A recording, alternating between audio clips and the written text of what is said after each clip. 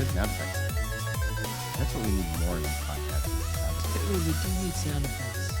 Man, why don't we start adding those? I don't know where we add them. They'd be like bells and whistles and stuff. Zippers. Right. It'll be like the John Candy's character from Little Shop of Horrors. Okay. Yeah.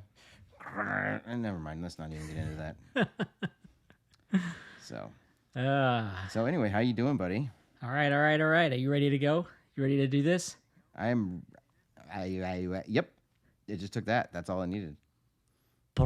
Yeah. Wheep, Graaaaagnah, Wheep, mini bomb. I tried to memorize it, dude. I couldn't memorize it. I laughed every time I tried. It's the universe's universal greeting. Yep. Wheep, Everyone needs it. Graaaaagnah, Wheep, mini bomb.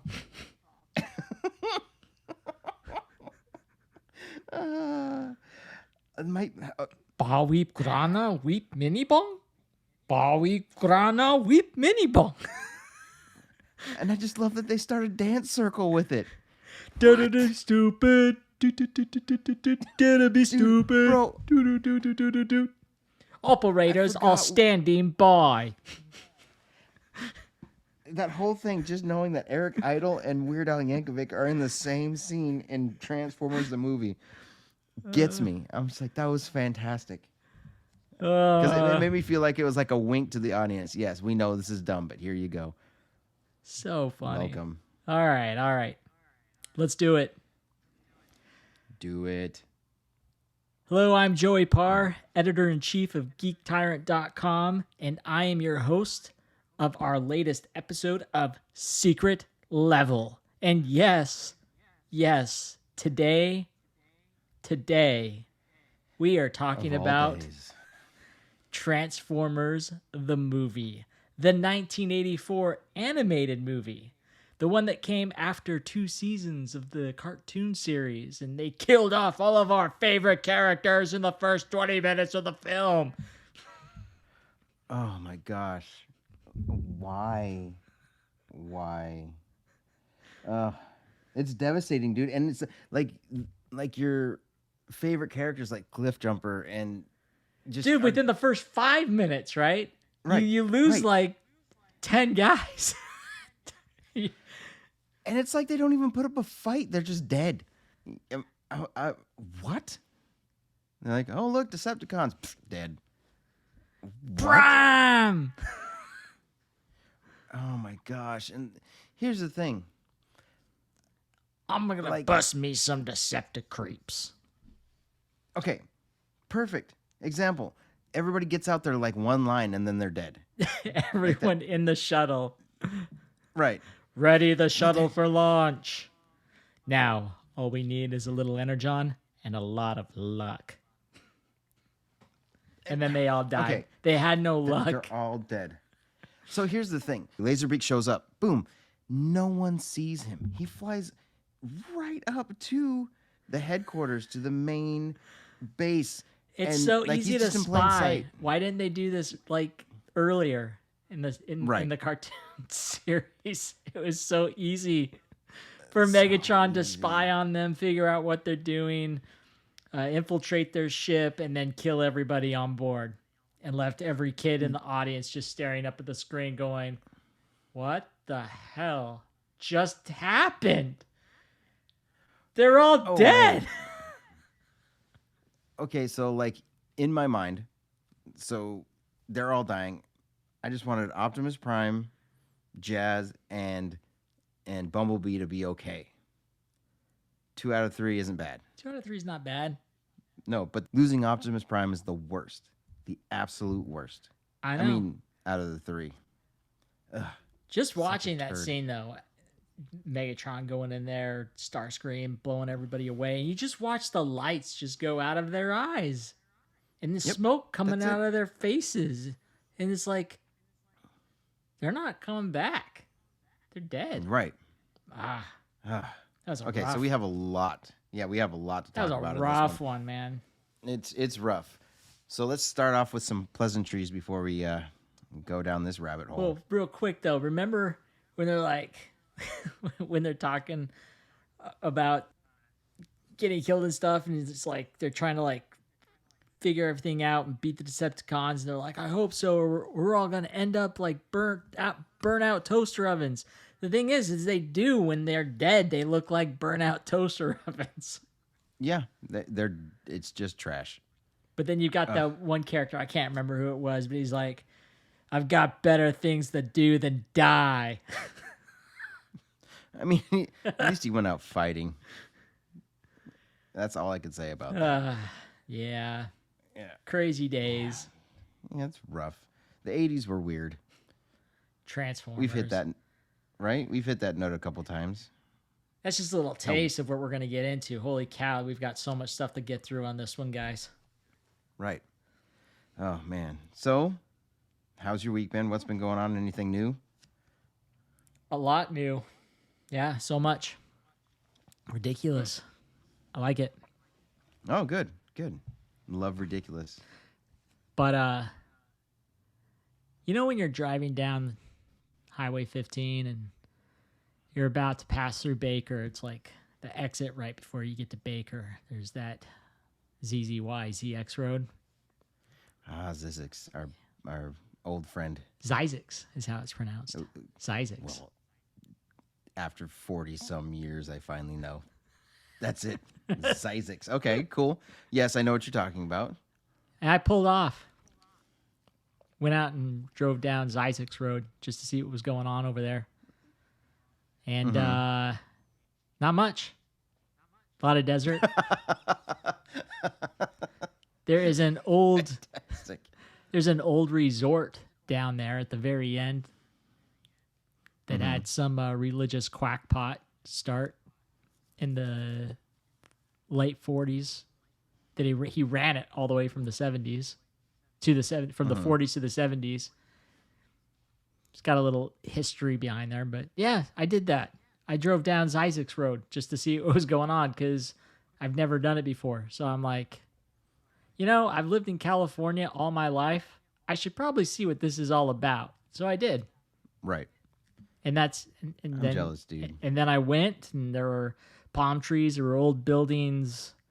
There's a lake there with weird roads, like with names on them. Okay. Like Boulevard of Dreams. Oh, that's where that's at. Yeah, Boulevard of Dreams is there. If you ever want to go. That's all I want to do now. But that's what I did. I took a trip out there. Well, not just for that. I was driving back from Utah and decided to pull off on my way back. So it was a fun little weird thing that I did. I know they filmed they filmed some movies there. I've heard there was a serial killer out there at one point. There's a movie called Zizix that is, I have never seen it, but apparently it's absolutely terrible. Yeah.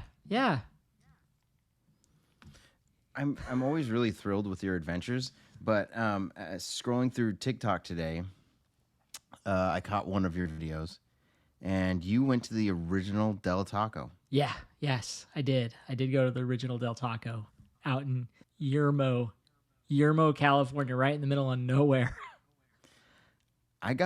It's by Calico Ghost Town. Oh, okay, great. Okay, now I know where that's at. Yep. Was that going out to Utah or coming back from Utah? That was the same trip I went to Zizix. I heard the Del Taco was out there, the original Del Taco, so I thought, you know what? I gotta go pay a visit to the Del because I like Del Taco. Yeah, Del Taco is fantastic. Hey, and if Del Taco hears this and they're like, oh man, these guys like Del Taco, we should give them money to like sponsor them. That'd be great.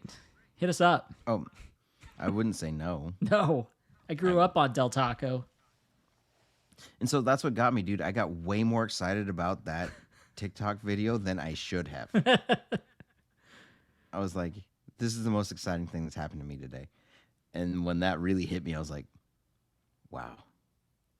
Joey's TikTok was the best thing that happened to me today.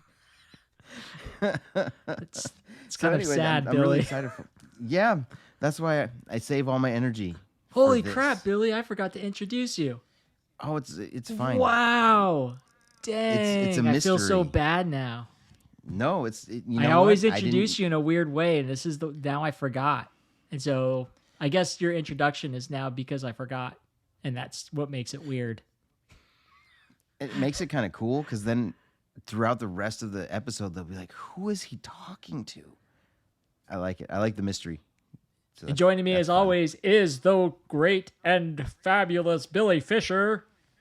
Yeah. There we go. There's your introduction. Yeah. Thank you, buddy. Thank you. I can hear the I kind of just wanted to cheers of the jump into the masses. Transformers talk.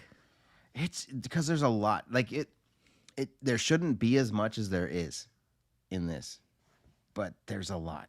I know. Too much. Oh man. What about Like- you, Bill? Oh, this week has been a week of. There's been a lot of Curb Your Enthusiasm this week. Excellent. Lots. It was needed. So, Larry David, he's just a genius. So, had that going on. Started watching that show White Lotus, Okay. which is just it's an HBO show just pretty much making fun of the perception of the rich. If you have a lot of money, how you see something as compared to people that don't have a lot of money that are working hard for it's just the contrast of it, and it's a comedy. Well, at least it's supposed to be a comedy. Most of the time I'm just like, oh, that's awful. But yeah, I mean, it's pretty good. I mean, it's funny. Anything Steve Zahn's in is okay with me. Okay. Yeah, and Jennifer Coolidge is in it, and she's hilarious. So, I mean, that's always good. But in between, and yes, it took me a couple of days. In between all of those fun shows, watching those, I slipped in some Transformers. It's probably one of the most frustrating movies I've ever watched. Like, when I was a kid, when it came out to the movie theaters, my favorite movie. I loved it. It had the emotional roller coaster that everybody's looking for, with the characters being killed off, new characters coming in. But the difference between then and now is like, now I'm like, what just happened? Like, so they're all on the same ship at one point, and the next thing you know, Hot Rod and Cup are underwater on a planet that you don't know how they got there. Yeah, it's awesome. I'm like, and I rewound it like 4 times going, did I miss something? You did not. I did not. I missed nothing. It's Like that weird cut in Poltergeist. Yes. But- Yep. Where they're in the middle of a sentence and then all of a sudden they're at the door of a guy, of their neighbor. Neighbor, hey, what's up? Okay, so yes. Okay, so I thought I was going crazy in that one too, but no, they're just Nope, you're not going crazy. it definitely tripped me out for a little bit. I was like, did I miss something? Did I fall asleep? No, it's a weird cut. Yes. So anyway, here's the thing that's so weird about this movie to me is the voice cast of this movie. I was like, how? It was Transformers, the movie. They had to stack that cast. But how? Like, okay, so let's talk about this. The weirdest name in this thing is Orson Welles. Yeah. What? Okay, hold that thought. Because before we go any further, because we're going to jump right into that in a minute. What are we doing? We're reading the synopsis, dude. Oh, yes. It's a brief one, though. It's a brief one. Oh, is it fantastic? You're about to find out. I'm not even going to ask. You ready? Let's just go. Here we go. Do it. Yep. The heroic Autobots defend their homeworld Cybertron from the evil Decepticons. Both factions are seething with anger, and that hatred has blinded them to the hideous menace headed their way.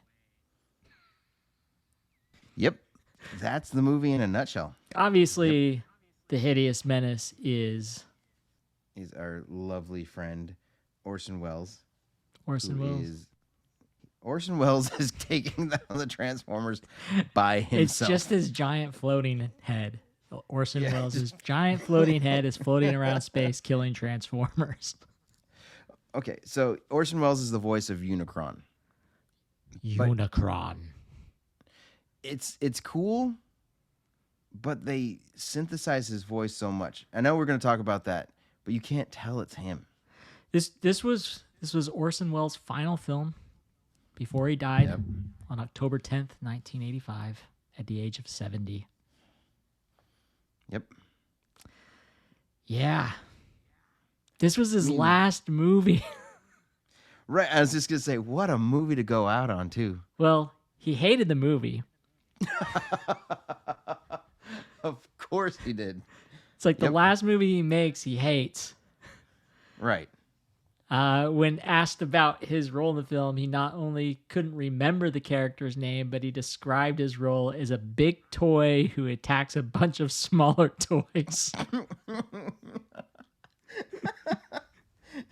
Yep. It said that when he was shooting the film, he was eating everything that they had put out on the buffet table. Like he was just there eating everything while they were recording. Oh, he was just there for the snacks. Good for him. Yeah. I mean, wow. But yeah, while Orson Welles was doing the voice work for this movie, he was in super poor health at the time. And it was difficult for him to record his dialogue. And most of his recorded lines had labored breathing and heavy wheezing in it. Like it was almost unusable. And so director Nelson Shin basically considered most of Welles' recorded lines as unusable and decided to put those recordings through a voice synthesizer. Can't say synthesizer. To put those recordings through a voice freak, I just said synthesizer. And you say it good when you don't mean to. To put the recordings I like it. To put the recordings through a voice synthesizer to give Welles' voice a clearer, more ominous tone. According to the director, Unicron's on-screen voice is not the true voice of Orson Welles, but instead an enhanced synthesized version of his voice. So what we're hearing in that movie is Orson Welles, but not Orson Welles. Well, wasn't there a rumor for a while that they said Leonard Nimoy finished his lines for it? Yeah. That is not true. Okay. Welles did complete all of his voice work before he died. And for those of you, Leonard Nimoy, he was the voice of Galvatron. Hail Galvatron. He was the advanced version of Megatron. Yeah. Which, that was another thing that got me because I thought I had the original Megatron Transformers toy. And I thought that toy was 10 times cooler than Galvatron. Like I saw it man, because it turned into a gun, dude. Right. It was like Not you this got to little- go out with you transform Megatron and you have like a gun in your hand. You go pointing at cops and stuff. Yep. You can't glad do I that didn't get anymore. killed. No, you cannot. No. And it was metal too, which was crazy. I know. It was metal. It's a badass toy for a kid in the 80s. Oh, it was. And I was like the envy of everybody. You had it. I had Optimus Prime. And I had Bumblebee, and I had Jazz. Yep. And a few others. Starscream, for sure. I had Starscream. I never got the metal Optimus Prime. I'd see. Yeah, that was a good one, man. You missed out. That was a good one. But I never had Megatron, so you win the game on that one. Right, but somebody stole it from me. Oh, suck, bro. Yeah. Let's go find him and beat his ass. Wow, that was like 38 years ago. So yeah, let's find him. Let's not do that. Yeah, we'll find him on Facebook first. We'll punch his dumb face. Steal it from me. So, yeah, this conversation is going to come up in a little bit because when this movie came out, I thought I was going to get an Optimus Prime finally. And I got something else instead. And now I feel really bad about it, but at the time I was devastated. Was it an RV? This here Clark is an RV. When Hot Rod turned into an RV, I was like, what the shit? Oh my gosh. He was such a cool car. And when he takes the leadership position as Rodimus Prime, he's an RV. My oh mom, my gosh. My mom is the best person I've ever met, and I asked for Optimus Prime. I got Rodimus Prime, and I was so sad. Now I would kill to have it. Like at least get me Hot Rod. Right. At least Hot Rod was a cool car. Well, if I was Rodimus Prime and I turned into an RV, I'd be like, does anybody else want this Matrix of Leadership? Ultra Magnus, come back. Take this from me. Please. Now, if Ultra Magnus would have opened it up, what would he have turned into? Because he was already a big truck. Right. So would he have been upgraded to like what? Well, so that like that a was tank? The big... No, not a tank. It would have been a tank. No, he became like White Prime. I've seen pictures of it. I see. And I think they made a toy of it. But yeah, like he went from like the blue red, because he would have looked exactly like Optimus. You know what I mean? Yeah. Because he already did. But they have drawings of him. He would have been like the Angel Prime, like all white and whatever. All right. Well, I'll have to find pictures of that, post them up on Facebook and Twitter and stuff. We love that. So, did you know that this movie was Scatman Crothers' final film? So, for those of you who don't know, Scatman Crothers, Jazz in the Transformer universe, was Mr. Halloran from The Shining. And such a great voice, like very distinct. That's why I love Jazz so much, because of his voice. Yeah, Jazz was a favorite for sure. Yep. I didn't realize until I started kind of digging into this that this was the last movie he did. I know, that's sad. He died at 76. Oh, take that, Orson Welles. He had you by 6 years. It's true. Booyah. Yep. The movie also takes place 20 years after the end of the Transformers animated series, second season. The film is set in 2005. Cybertron 2005. Okay, and that's one of the things we need to talk about this. We're going to get to it in a little bit, but like Spike all of a sudden is a dad to Daniel Witwicky. Daniel Witwicky. Yeah, such a horrible name. You know, I wasn't a fan of Daniel. Even as a kid, I know they were trying to like get kids to be like, oh, look at this kid. And I was like, ugh, I hate this kid. My favorite scene with Daniel is near the very end when they're in Unicron and there's just massive chaos going all around all over the place, right? So I love the part where Spike's kid Daniel has to save his dad from dying, because his dad's on this like hanging from this conveyor belt that's gonna drop him in this vat of molten hot steel that is just melted, right? Mm-hmm. And Spike is freaking out, and at one point yells at Daniel, because Daniel doesn't know what he's doing. He's just like, what do I do? And at one point Spike's like, use the exosuit. And then Daniel just starts like pushing all these buttons on the exosuit. He has no idea what's going on with this thing. He's just like, hopefully I just press the right one and I save my dad, right? Mm-hmm. And as he's trying to figure out how to save his dad, Spike lets out this blood-curdling scream with this close-up on his face, and he's just like, hurry! And it makes me laugh every time. And then something happens and he like pushes something and it like bumps something and then it saves his dad and Spike comes up and he's like, Daniel, you did it. And there's this shot of Daniel. It comes in close to his face like real slowly and he's looking up at his dad all stoic and he's like, yeah, I did it.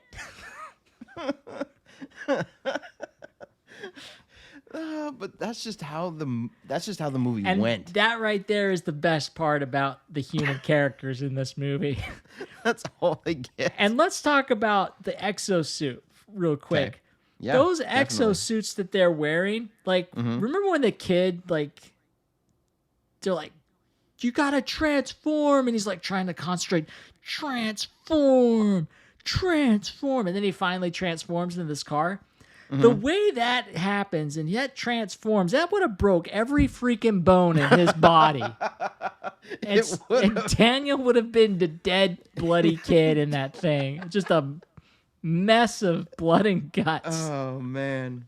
But as we learned in this movie, and we haven't even scratched the surface, is that shit doesn't matter. I know. They don't care. But it's fun. Yeah, like they literally, you could tell at some point they were. Usually, I think it's when they get to the junk planet where they're just like, we're done. Well, let's just throw whatever we want into this thing. And that's pretty much what happened. The story editor of the film, he described the movie as a Frankenstein of different drafts and ideas and people because of how many hasty and incoherent rewrites it had during production. Oh my gosh. Yeah. It's just so crazy. So we already talked about Hot Rod and Cup and the Dinobots just appearing on a planet. Yeah. They were in the getaway ship, and the next thing you know, they're not, and then they're on this planet, and what? Yeah. We're just supposed to accept with that rhyming wheelie kid, that annoying ass little robot that I wish freaking Grimlock would have just destroyed and tore his face off. But now they're best friends. I hate that rhyming thing. So who's worse? Is Wheelie worse, or is Blur? So which is worse, Wheelie or Blur? Wheelie, because at least Blur was the Micro Machine guy. Right, he's gonna sell you some Micro Machines while we do this. Yeah. Yep. But man, yeah, Wheelie was like, just these characters get introduced without any forethought. They're just there. Yeah. And you're just asked to accept it. Much like Eric Idle's character in this. Wrecker? Yeah. But they spell it differently. Yep. Like, you never really find out his name in it until you see the credits. Oh, you might as well, like, because we started talking about the cast earlier. Name off those cast members, because we really didn't get into it because we got sidetracked by Orson Welles. Yeah. Okay. So this in the 80s, this was the ultimate lineup. This is like the Avengers Endgame lineup of voice actors, and I'm blown away that nobody talks about this anymore. So you get not only Orson Welles, but you get Leonard Nimoy, who does the voice of Galvatron, which is amazing. Galvatron. Right? Yeah. Then you get Robert Stack as Ultra Magnus. Robert Stack. Yeah, right. Ultra Magnus. If you don't get Unsolved that chill, Mysteries. Exactly. If you don't get that chill of Unsolved Mysteries going down your spine while you're watching this, I have no time for you. Then you got Scatman Carruthers, which of course he's our buddy from The Shining. And then Eric Idle, a freaking member of Monty Python's Flying Circus. Sir Robin ran away. Sir Robin ran away. So we got that. You got Casey Kasem coming back in for Cliff Jumper. And speaking of Casey Kasem, remember in the movie he does a countdown in the movie before the shuttle launch. 5, 4, 3, 2, 1. I was like, of course they had Casey Kasem come in just for that. Right. He did the top 40 countdown back in the day. Now he's doing the countdown to the Transformers to everyone's death, which we will talk about in a minute. John Moshida, who did the Micro Machines commercials, he did Blur. And this one, I couldn't. If you would have told me to pick who did Hot Rod's voice before me knowing who it was, I couldn't have told you. Because it sounds nothing like it, but it's the one and only Judd Nelson. I know, it doesn't sound anything like him. Nothing like him. I was so disturbed by it. It's really weird. It's weird. It's super strange. And of course, we're always going to get the voice of every single Optimus Prime, which is Peter Cullen. But yeah, the voice cast on that back in the 80s, that was the tip top right there. It was the tip top. That was the top of the stack there. It was the Wheep Graaaaagnah Wheep mini bomb. I'm going to try to use that in a sentence sometime this week. It's the universal greeting, bro. I'm definitely going to say it a few more times throughout the podcast. Right. Let's talk about movie deaths real quick. Let's just kind of go down the list. Oh, my gosh. You ready for this? Never-ending list. This is going to be the longest podcast we have because every single Autobot died. Ironhide, Ratchet, Prowl, Brawn, Wheeljack, Windcharger, Megatron, Starscream, Skywarp, Thundercracker, Shrapnel, Kickback, and Bombshell, and of course, Optimus Prime. All casualties. And that's in the first and it's 20 also, minutes. we learn in the third season that Huffer also died at some point off camera. Huffer died. He didn't even get... No, he got no he glory got in this. No. But that's what I'm saying, dude. They were just like, I don't know what Hasbro was thinking. I have a quick question for you real quick. Yeah. Is this our first Marvel movie that we're talking about? Yeah. This is our first Marvel movie. Yeah, it's true. Crazy, right? That is weird. Yep. Yeah, Hasbro and Marvel came together to make this movie. Yeah, that's right. Yeah, Crazy. And so, yeah. But you know what the difference between this Marvel movie and the rest of them is? What? It was the when best they one die ever in this made. movie. No, When they died, they stayed dead. Yep. Except for Megatron and some of the other Decepticons who got transformed into different style robots. Just wieners. But they're just horrible. I know. I want to talk about Optimus Prime's death real quick. Let's do it. Because it was so sad. It was. I mean, when he's out there and he's facing off with Megatron, and there's that scene where he's just like, when he like rolls into action and he's like, Megatron must be stopped. And you get that song, you got the touch. Doom, doom. You got the power. Yeah. And then he's like, starts driving in, transforms. He's like running over people. He's transforming, jumping in the sky. He's got these rockets coming out that like push him up there, and he's like slow motion going over the Decepticon. He's like blowing them away like one by one. You're just like, oh my gosh, this is the best we've ever seen Optimus Prime in action ever. He is killing Decepticons. Unstoppable. He is just like this force of nature, and he's just plowing through and destroying them. And then stupid ass Hot Rod. What a dick, bro. Oh my gosh. Oh no, you don't, Megatron. Oh, Hot Rod, no. But I'm also kind of mad that Optimus Prime is like took the time to talk to Megatron. Where Megatron's like, oh please, no, don't. He's like, you didn't show mercy before. Yeah, exactly. Please, Prime, show mercy. And then Prime just talked to him a little bit. Prime should have just blown him away right there. But that's not Prime. Prime wants everybody to have that chance. I know. That second chance. And stupid Hot Rod messes it up all over the place. Dick. And then he's and like, he gets him, and then he just starts blowing freaking Prime away. He's like, fall. And you're just like, no! Prime! Oh my gosh, it was devastating. He just kept shooting him in the gut. You're just like, stop it. And that's the thing too, is so Prime dies because Hot Rod's a dick. But before he went out there, it's like he knew, like, because he was like, Megatron must be stopped, no matter the cost. Yeah, he's willing to sacrifice himself, but he had him. He had him dead to rights. I know he didn't have to sacrifice himself. Stupid he Hot didn't have Rod. to. Why is Hot Rod the freaking leader now? Right. Just so you can look like an RV. Ugh. Okay. Whoever was the designer of like the upgrades in this movie needs to be fired. Like, we should hire him and then just fire him immediately. Yeah, it was weird to go from the boxy style to these rounded out, weird looking ships and things. Oh, give me a break.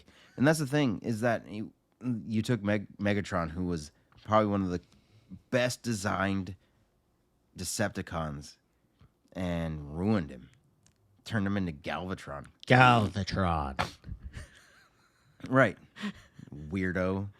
And then I'm still mad Starscream died in that. He's still one of my favorites. He deserved it, though. Let's be honest. He was the king for a minute, bro. He was the king. Starscream throwing all the injured Decepticons out of the shuttle. Just like... But would you expect anything less? I still function. Wanna bet? Throws him out. Boo. That was a good Starscream impression. Oh, it was great. No, I don't know if mine was great, but it was a great scene. Yours was great.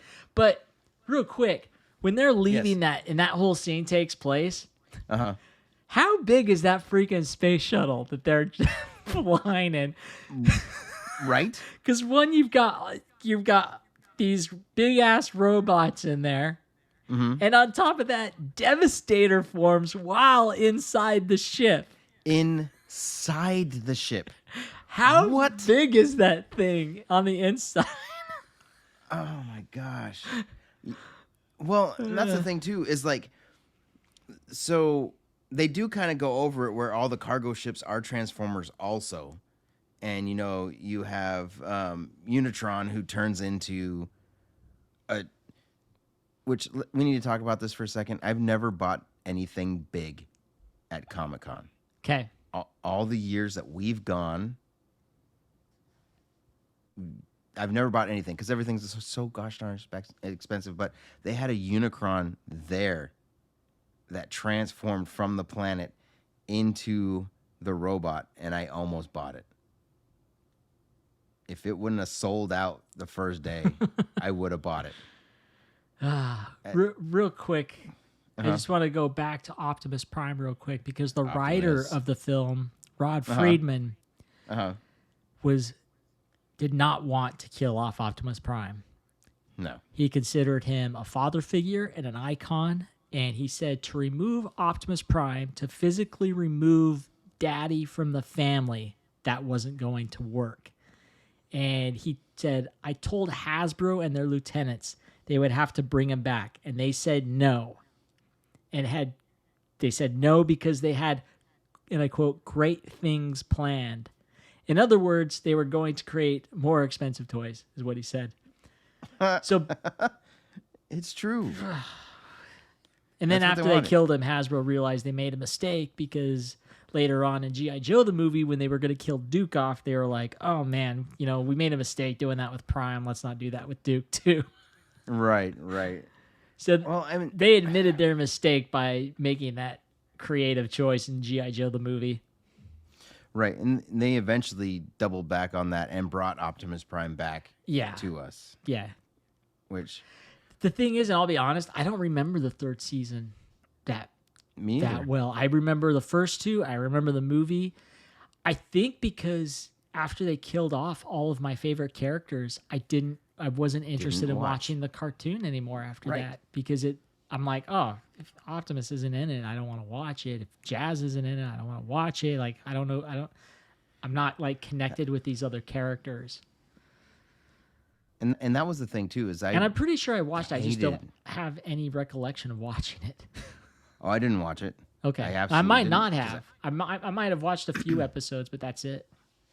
I hated the character design of the new Transformers so much that I boycotted it after that. I was like, I'm done. There's no need. We had GoBots still at that time, so I went back to that. GoBots and Mask. And Mask, which, where the hell is the Mask reboot? We'll talk about this later, but yeah, let's not get into it. We got to stay on Transformers. We still got like 50 got billion to. things to go through. Okay. Yes.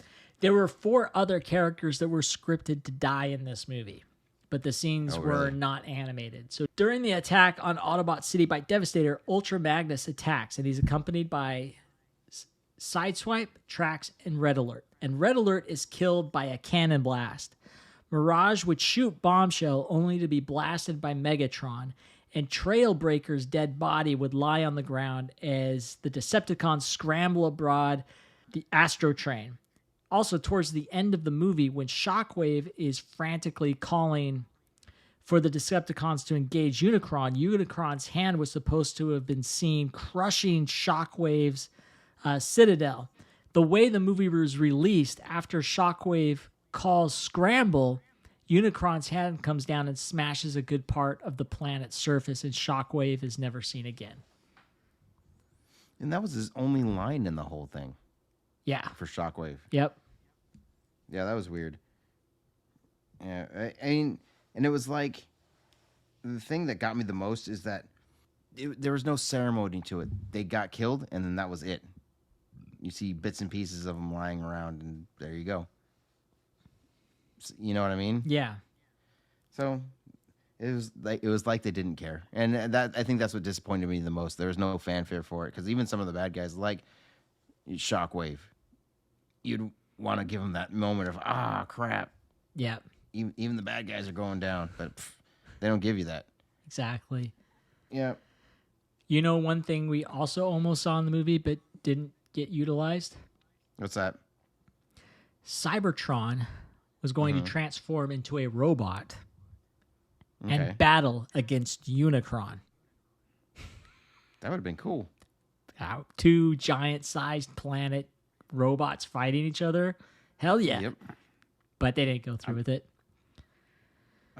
But they'll kill Optimus Prime. Yeah, they'll kill Optimus Prime. So, in Marvel Comics, in their version of Transformers, they regarded Cybertron to be the planet form of the Transformer god Primus, whose backstory involved warring against the evil Unicron. There was no connection between the discarded script and the comic series. Different authors simply came up with the same general idea independently. Huh. I like what happened with You Got the Touch. Like, okay, please tell me, when you were a kid, when you heard You Got the Touch, it was like inspiring. Like, that was like the Yeah, it's a great song, man. Of course. Do you know what killed it for me? What? Mark Wahlberg singing it in Boogie Nights. What? Of all the songs, you're going to sing You've Got the Touch? Yes. In Boogie Nights? Yep. Of course he is. Oh, man. I still like the song, though, because Transformers is the OG. Like, and maybe that was the thing. Maybe they didn't go into Dirk Diggler's. No, that was way before Transformers, the movie, came out. Set in that time period. Dang it. But yeah, I was just like, no, you can't use You've Got the Touch in Boogie Nights. Turkeys. Dang it. So yeah, I just had to get that out. I'm sorry. No worries. No worries. Yeah. Unicron's original name in the early drafts of the script was Ingestor. Okay. While Unicron's planet form would have been an actual planet, Ingestor would have been a mysterious being in control of the planet, which upon transforming into a robot would have had many organic-looking features, including long hair. In the final script, Billy's giving me a crazy look right now. In the final script, these two were mushed together into a single character named Unicron, who is also a planet, though a mechanical one, which can turn into a gigantic robot. Many of his organic features were kept, such as his metallic mustache and goatee and stomach, which resembles the abdominal muscles of a human. However, he lost his hair. Thank you. Why? It's kind of funny when they give robot mustaches and goatees. Because there are a lot of them in this movie that had them. It's true, but it just makes me think of Dot Matrix from Spaceballs. Like, so weird. It's so weird. Well, what are you gonna do? But yeah, I'm Ingestor. That's Ingestor. Yeah. I'm glad they went away from that one. Forgot to mention earlier we were talking about killing all of our favorite Autobots. Mm-hmm. In a scene where because Megatron transforms, and then Starscream, uses Megatron's gun and shoots and kills Brawn. It's like that's the first mark, right? Right. This is the first time in gun mode that Megatron manages to hit his target on the first shot. During the first 2 seasons of the animated series, whenever Megatron would transform into gun mode, his first shot would always miss the target. Oh. Now, is that his fault, or is it the person shooting it? You'd think it's the person shooting. But here's something that I've actually wondered forever, and when I was watching this movie, it came up again. Okay. Megatron's a big robot. But when he transforms, he transforms into this little gun that can be held. Yep. What is going on here? So I looked this up, and I found, That's awesome. There is an explanation of why this is. Because it makes no sense to me. But here we go. There are 2 possible explanations. Okay. 1, mass conversion. This method put it that the Transformers, like Soundwave, were endowed with the ability to transform not simply their bodies, but their entire molecular structure. This ability, not under their conscious control, only activates when they transform, shifting their atoms according to a predetermined schematic. Okay. So, this makes sense. Like, I connected so many dots between Transformers the movie and Transformers the actual movie, the live action movie. Yeah. So one of them, the Witwickies, of course, Spike and Daniel Witwicky, right? Yep. Because that's freaking Shia LaBeouf's name in the movie. And then, so Bumblebee can do that, can change as long as he gets the schematic of something, can change the way he looks. Yes. So that 2 and 2 together. There we go. So this is the second one. Do it. Megatron employs a mass displacement sequence, physically discarding a portion of his bodily mass to allow himself to shrink into a human scale pistol of appropriate weight and density.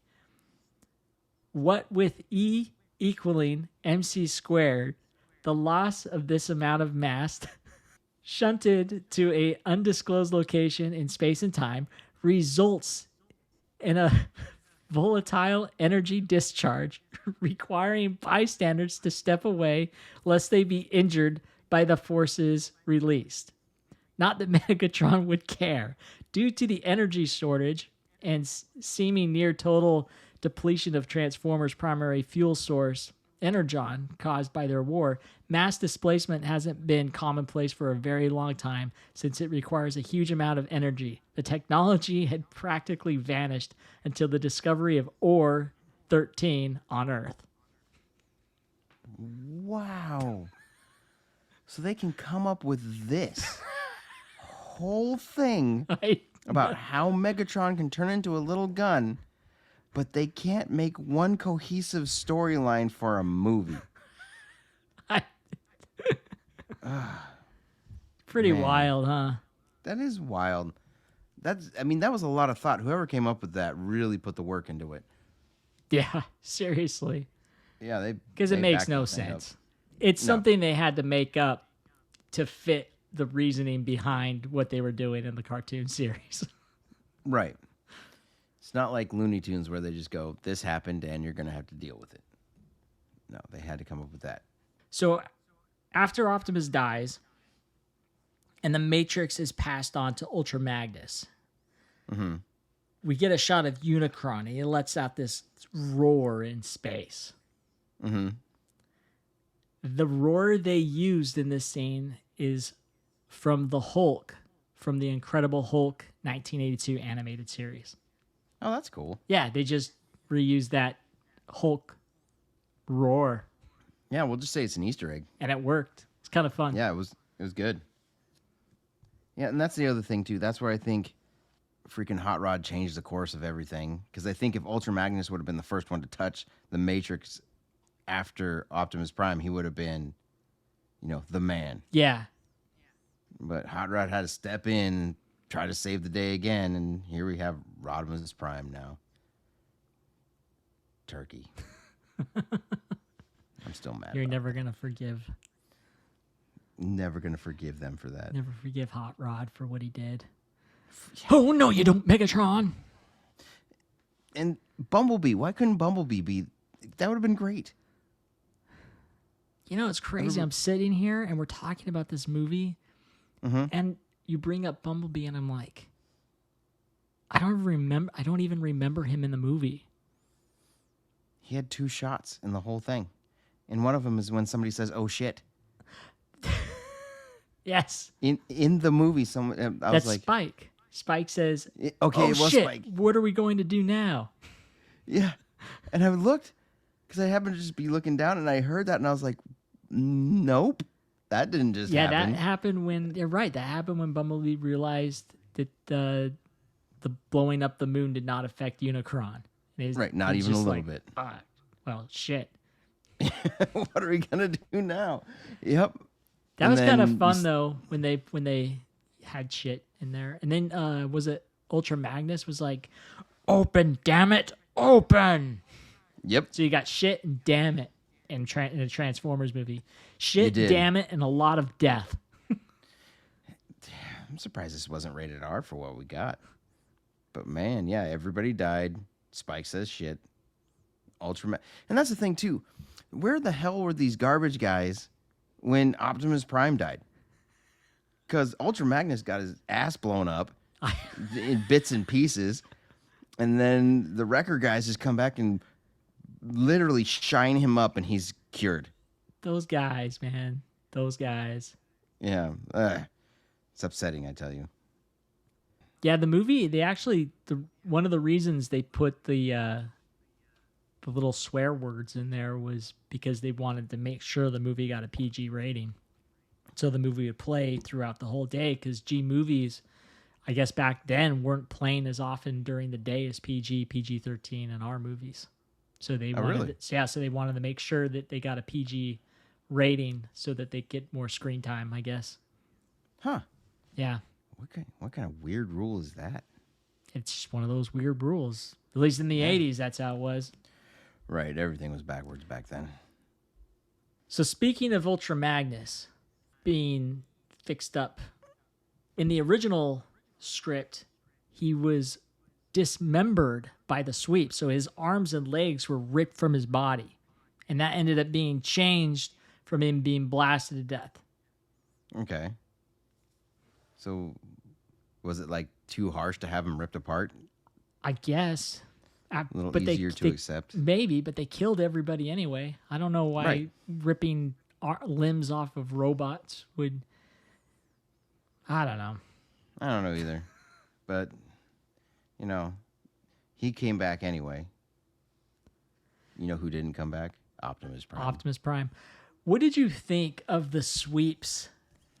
They're blasters, because they weren't like laser blast. There's like energy ropes. Yeah, it was weird. I thought that was kind of cool, though. Yeah. Yeah. I mean, something original, but not too out of control like the design of the rest of the characters. I talk bad about this movie, like the designs and stuff, but I still loved it. No, I love the movie, but it's when you watch it and you look back, you can see just how kind of shit it was. but you can't help but love it for what it is. Right. Because I mean, they were trying something new, and I got to give them a lot of credit, man, because they really tried something new on that one. They freaking went to town on all of our favorite characters. I know. It was insane. So, I want to talk about one of the characters, the new characters that was introduced in the movie. Okay. Oh, okay. I liked RC. Yeah, she was a good character. Hasbro did not want a female Transformer to appear in the movie. What? Yep. Why? They wanted the toys to be strictly targeted towards boys. And so they put this thing out saying no female Transformers. Mm-hmm. But thanks to writer Ron Friedman, he fought to include female robots in the Transformers lore, as his daughter was a huge fan of the franchise. And this led to the creation of RC, a female robot who debuted in the movie, as well as a number of other female characters introduced during season 2 of the Transformers. Mm-hmm. I mean, it's weird. I just saw an RC toy at Target the other day. Well, that is weird, because after the movie came out, despite being one of the feature characters in Transformers the movie, no toy of RC was made and produced during the entirety of the original Transformers line. That's what I thought. Isn't that insane? Yes, but now, okay. I'm putting it to this. There was one prototype that was designed but rejected. Weird. Yeah, and she's now one of the most famous female Transformer characters, and she's even like there's that band, the Transformers band, where the lead singer is RC. RC. Yeah. And I think they're helping with that, because we did. I was walking through Target and I saw RC the Transformer. I was like, no way. So the first RC toy came 28 years after her introduction in 2014. Hasbro finally released a toy based on RC.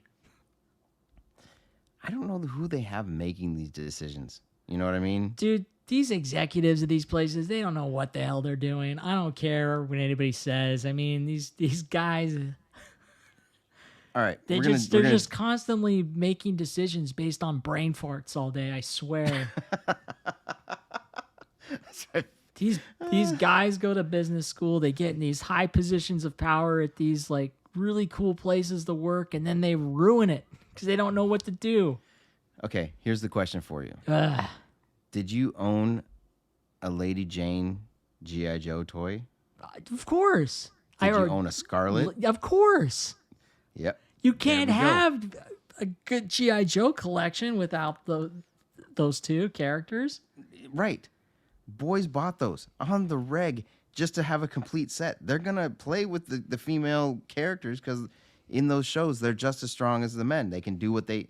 And that's what I don't get. Like somebody up in the high, echelon of Hasbro sitting on his throne. Me Grimlock, no bozo, me king. You just stole my line. That was going to be my quote.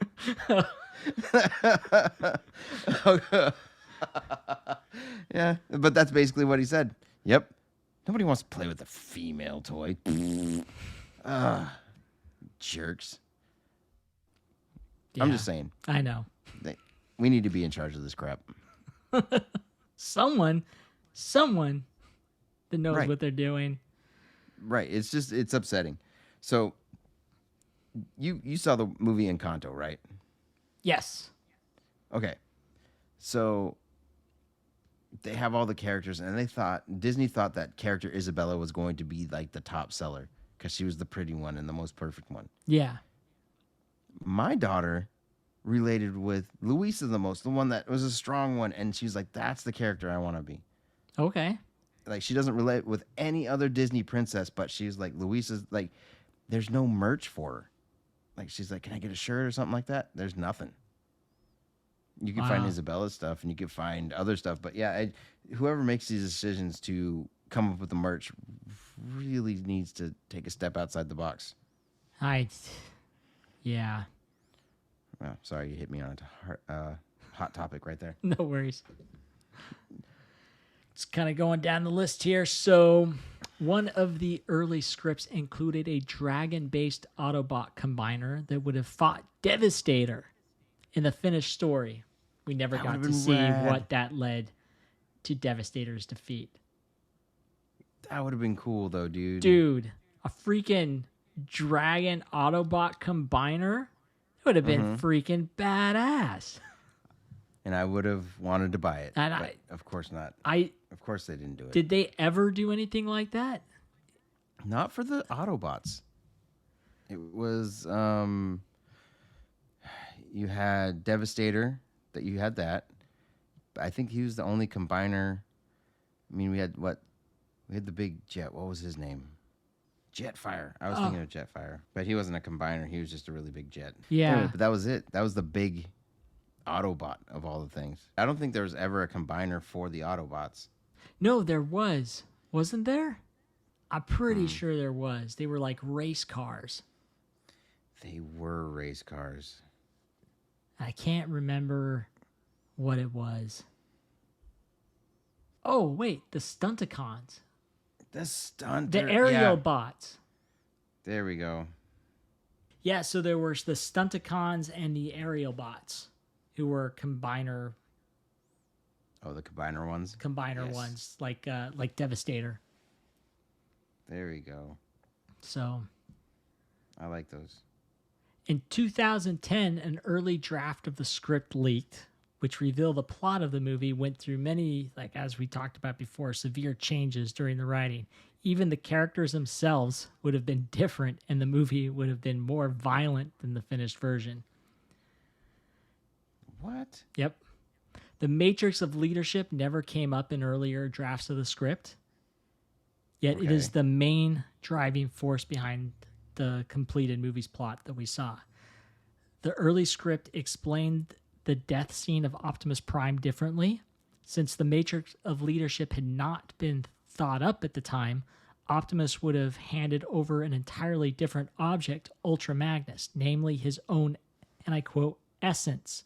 A white-colored, like you talked about earlier, Optimus Prime would have emerged from his body to take the place of Ultra Magnus. This idea clearly originated from Ultra Magnus's toy form, like you talked about earlier, which was basically just a white version of Optimus Prime wearing blue and red-colored armor. The final script rewrote this scene with the inner white Optimus Prime and Ultra Magnus never got referenced in the cartoon. However, later incarnations of the character frequently depicted him as nothing more than a white Optimus Prime. See, I knew I saw that somewhere.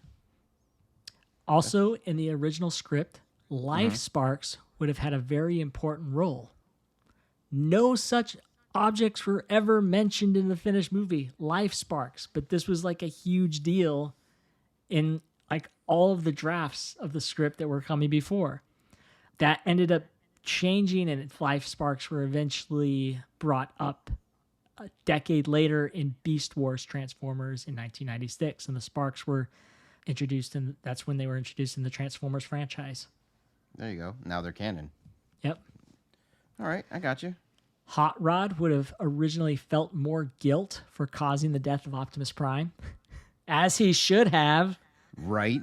The guy didn't even care. He was just like, no, I'm the leader now. And his fellow Autobots would have had to console him, but in the final script, he gets over it a lot more quickly. Right. He just wants that leadership position. He always had these feelings, right? Like he's like, the Matrix can handle it. It's like, and Cup was like, how do you know? And he's like, I just have this feeling. Yep. How things would have been different had Ultra Magnus grabbed the Matrix first when it was falling out of Optimus Prime's hands. We'll never know. Instead, we got an RV as the leader. So one potential storyline that was pitched is, we actually talked about some of this earlier, where Optimus Prime embarked on a journey to discover the origin of the Transformer race, as well as find out that their home planet is actually a giant robot itself. So we talked about how Cybertron would have transformed into a giant robot and fought Unicron. Their script was written in response to the original movie draft, which they saw incoherent, but was discarded shortly after presenting it to the executives. However, some elements of that script did turn up in the finished film, and a drastically reimagined origin story for the Transformers was detailed in the cartoon's third season. An earlier script version included a very interesting scene that detailed what the Autobots that remained on Earth, such as Blaster, Sunstreaker, Trailbreaker, and Wheeljack, had to go through. They would have fought a guerrilla war with the Decepticons sieging Earth, and the existence of the planet itself was to be threatened. In the finished movie, the Decepticons leave Earth alone after 2 Autobot shuttles take off. I actually would have liked to have seen that. That would have been cool, because everybody knew who those specific Transformers were, but they never had their like time to shine. They were like always the background guys. Yeah. So to take a minor character and lift him up would have been cool to see, I think. And also that script that was leaked that I talked about earlier, that's when the fans got a hold of that. Because it talked about how it was a bit more violent. So some of the death of those characters were more graphic. For example, Gears was to be bombed to pieces, and he only has a cameo in the finished movie. I don't even remember seeing him. Yeah, I know. Windcharger would have been shredded to bits by Cyclonus, and his parts raining on top of his companion Blaster. Oh, no. Yeah. In the finished film, we don't see him die, only his corpse. So you can actually see his corpse in the film, but we don't see how he dies. Wow, that's crazy. So here's a funny thing. You know that planet Junkion with all those junk guys that talk See, that's another one for the actual movie, because they all talk in TV commercials and TV lines, and then Bumblebee does that in the movie. Yeah, exactly. Yeah. So when Wreck-Ar unveils the Junkion spaceship, he announces that the new improved Junkion planet is sleek, sexy, import with turbo handling. So you remember that? He's like, new improved Junkion planet is sleek, sexy import with turbo handling. Yes. And that doesn't make any sense, because like Junkion planet is not sleek at all. It is just, it's like, everything looks ugly. So this line remained of Junkion's planet original concept, namely that the whole planet was capable of turning into a giant spaceship. In this movie, the spaceship is just one of the planet's many features, rather than the planet itself. This was later given the name Minnow in the book Transformers: The Complete Arc. Can we talk about something that happens on Junkion just a little bit? We've touched on it before. Yes. So they're doing all this heavy metal all the way through the movie, okay? Dare to be stupid, dare to be stupid. Then we get Dare to Be Stupid by Weird Al Yankovic in this fight scene. Why? I don't even know. I have no idea. I was just like, okay. I was asked by several family members, were like, what is happening right now? And I honestly just had to say, and it's like they're know. fighting, and then all of a sudden they're dancing. Right. In a circle. Well, you know why they're dancing, right? Tell me. The universal greeting. Oh, yeah. How could I forget? Ba Wheep Graaaaagnah Wheep Mini Bomb. Stupid as shit. But now we know that if you ever meet somebody that you have no idea what they're saying to you, you just hit them with the universal greeting. Yes, I agree. Oh, man. Great stuff. The death of Unicron would have been different in an earlier draft of the script. This is when he was called the Ingestor. Since the Matrix was absent from that version, Ingestor essentially caused his own demise by inflicting great damage upon himself. So he was just going to tear himself apart. Okay. So, all right. You know. Well, I mean, yeah. For some reason, I thought the battle with Unicron was going to be a lot more. Like, yeah, it was pretty anticlimactic. Yeah, it was. Because after all this, he's destroying planets. He's, essentially mind controlling Galvatron, and then just a couple of guys he releases the Matrix in his gut, and the next thing you know, he's exploding. That was it. And he made those weird sounds like, oh no, then he dies. That's it. That's what we got. What the hell? All right. Well, there you go. You got anything else for us on this one, buddy? Yeah, I do. So in another earlier draft of the script, Megatron and the other damaged or dead Decepticons would have made it to Cybertron, specifically the Decepticon Hall of Fame, because that exists. This is where Starscream's coronation takes place in the finished film. Decepticons have a Hall of Fame, just so you know. Of course they do. And they fought over leadership. During their fight, Megatron would have been crushed by a falling statue with only his life spark remaining. Several ancient Decepticon life sparks would have also been accidentally released, drifting into space. These were to be made into Galvatron's troops by Unicron when Megatron's life spark met him. Remnants of this scene did end up in the movie. For example, many of the Decepticons who were supposed to have been killed appear alive at the coronation, since in earlier drafts they were indeed alive at this point. So they were killed off earlier, but then you'll see them later alive, just kind of standing in the Decepticon Hall of Fame. That's because nothing in this movie makes sense. There you go. But look how confusing the whole life spark thing is. Right. I mean, yeah. Well, there's definitely a beginning, a middle, and an end of this movie. We can say that. Yeah. Does it make sense? No. Nope. But it's there. So, due to various scripting issues, animation errors, and rush production, characters who are killed off, and this is something I just touched on a second ago, turned into different forms can still be seen alive after they have supposedly died. Thundercracker and Skywarp show up at the Starscream coronation after Unicron supposedly reformed them into Galvatron's troops. This is because in the original script they did survive, and Galvatron's minions had a different origin, and the animation follows this earlier script version. All three of the original Insecticons die and are also turned into new bodies. Yet not only do they also appear later, one of them even gets a speaking part, and they continue to show up in season 3 of the Transformers that follows the movie. However, since the Insecticons could clone themselves, these reappearances have some leeway. Okay, because that makes sense, because they die when the Dinobots get them, when they're trying to break into the base. The Dinobots rip them apart, then they show up later, and then they die. And then the very last scene, one of them shows up again. Yeah. I'm like, what the what? And then you've got the Coneheads, Dirge, Thrust, and Ramjet.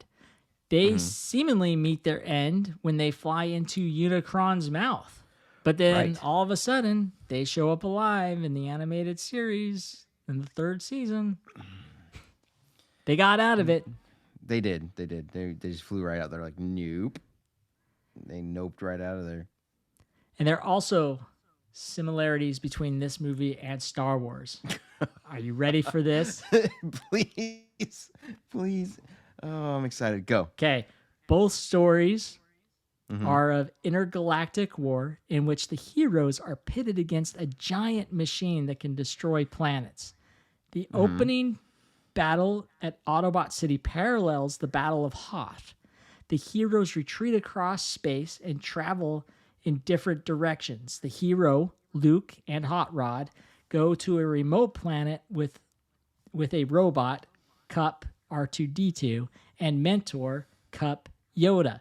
He emerges as a leader after placating a primitive race, Junkians, Ewoks, who threaten his friends. Ultra Magnus leading the other Autobots and being pursued by Galvatron parallels Darth Vader's pursuit of Han, Leia, Chewbacca, and C-3PO.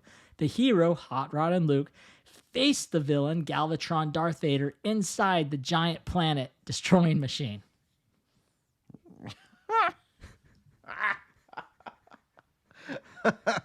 Okay. I mean, I can't argue with that. There you go. Yep. It's all kind of silliness right there. It is. But it's still fun. Like, I think this movie was like so much joy for me because it's like, the music was cool. You got all this famous stuff going on. You get to see all of your favorite. See, this is the exact opposite of G.I. Joe. See, all you guys in G.I. Joe, they survived.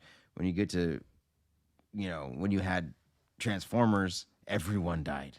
Yeah. Everyone, even minor characters. But man, like Wheeljack was always one of my favorites, and you didn't even get to see him die. He was just a pile of junk on the side. It's gross, but yeah, it was still fun. Yeah. My kids loved it. Like, I just showed it to them. They were enthralled from beginning to end. Oh, good.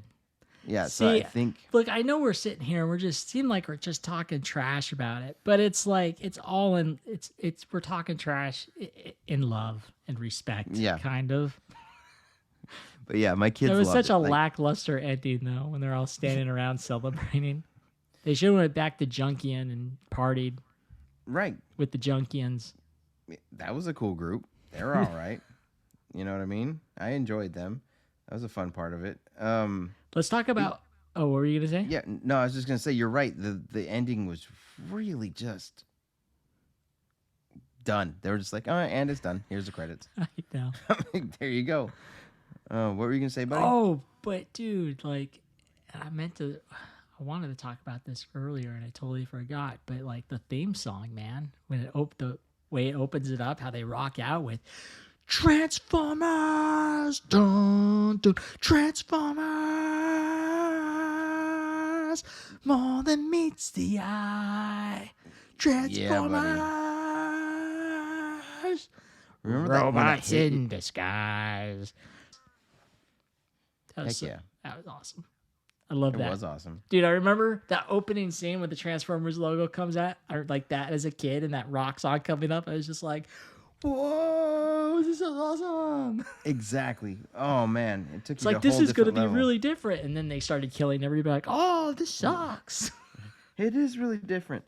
While we're on music, the band who sings the song on the soundtrack, Nothing's Gonna Stand in Our Way and Hunger, is listed on the soundtrack credits as Spectre General, but the band's name is actually Kick-Axe.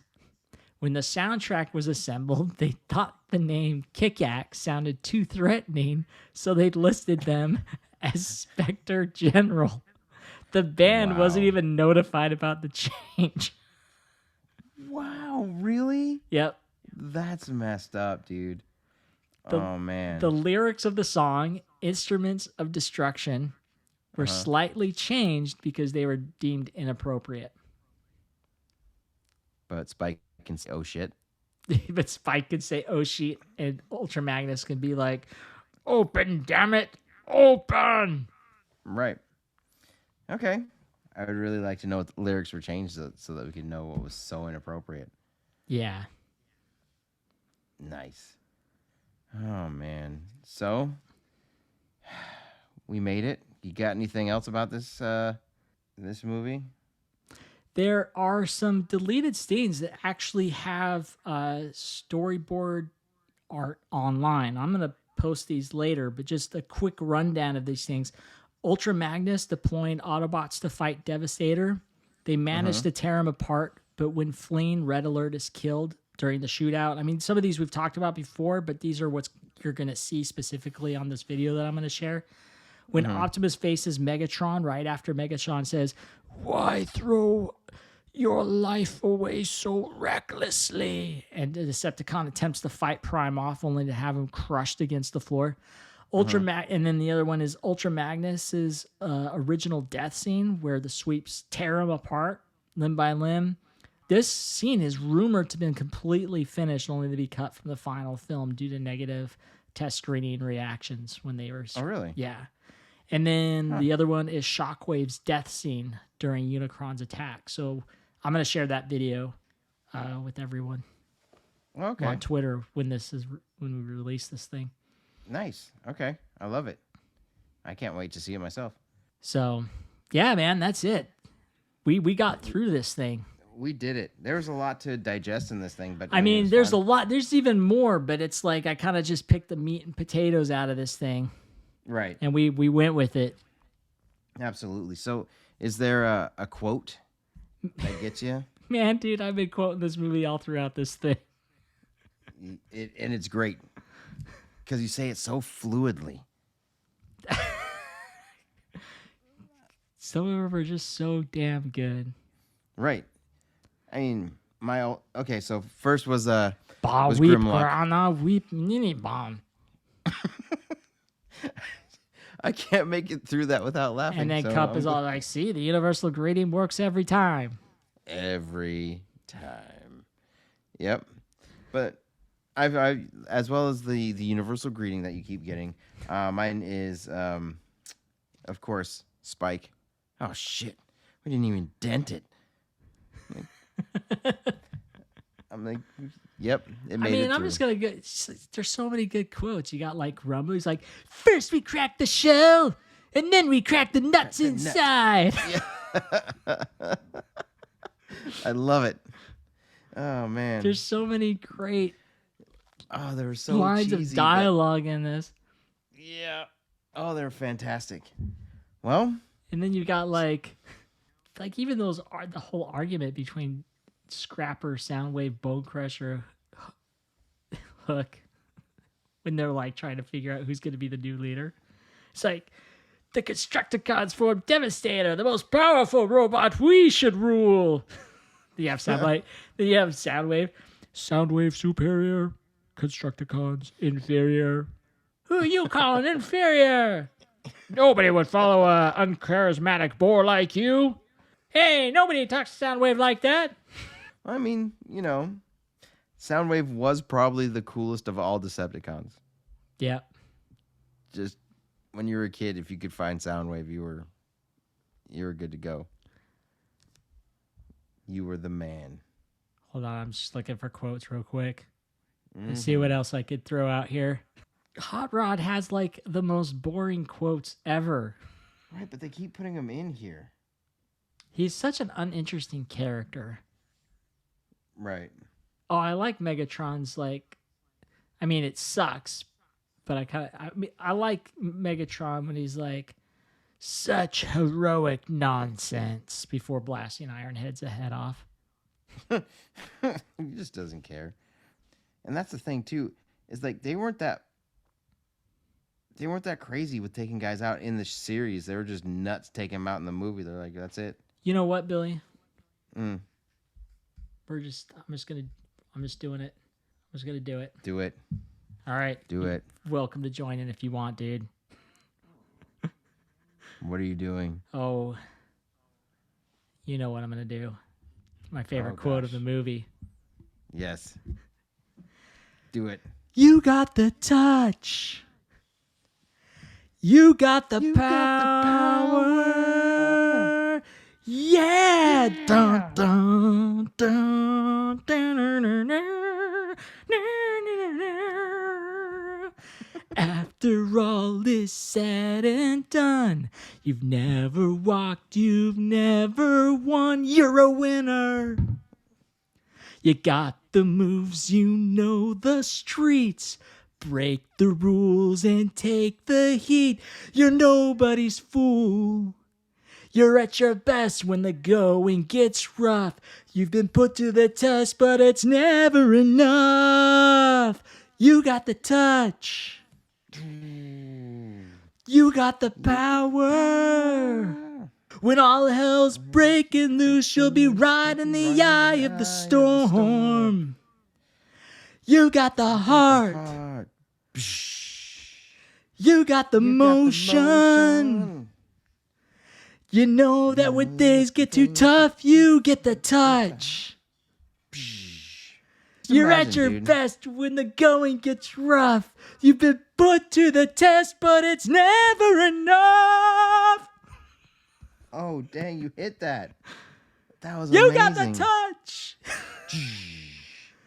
Fantastic. Oh, man. I kind of love singing these stupid songs.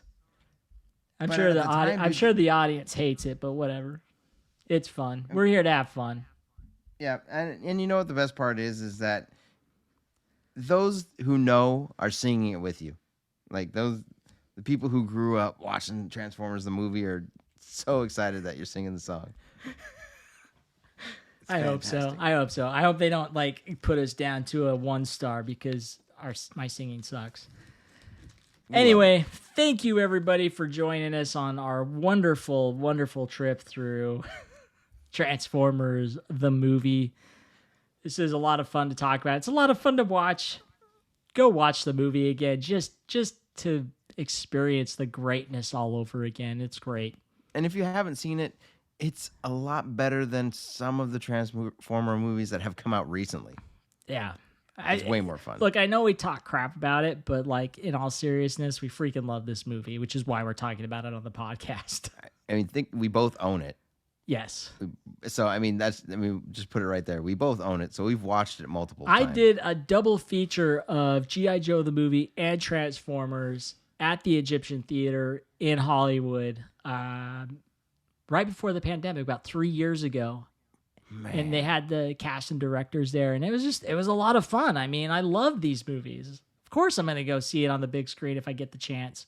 Right. Man, I'm jealous. That would have been fun to go to. It was a lot of fun. But don't forget to leave a review, like, and subscribe. We have a Facebook and a Twitter account you can go to. @GT Secret Level is our call sign on that. And yeah, follow us there. We post stuff, behind the scenes photos, videos, things like that of the movies we talk about.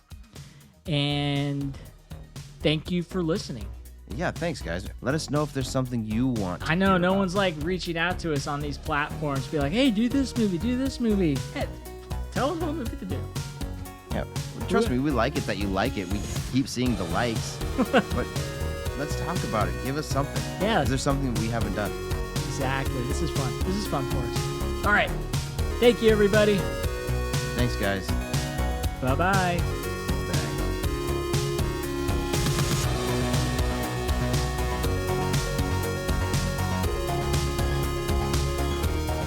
I'm thirsty. I need some blood. Okay, go ahead. That's going to be the end. That's going to be the tag. I need some blood. Nice.